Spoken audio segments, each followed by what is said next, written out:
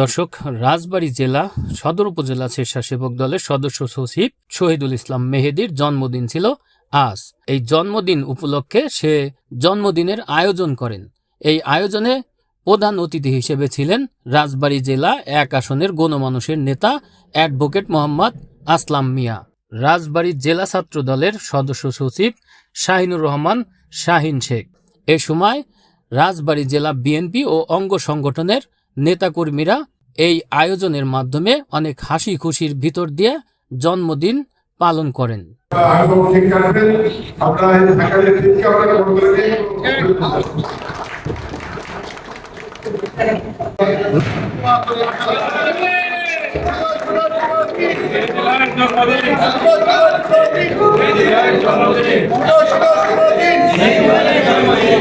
শুভ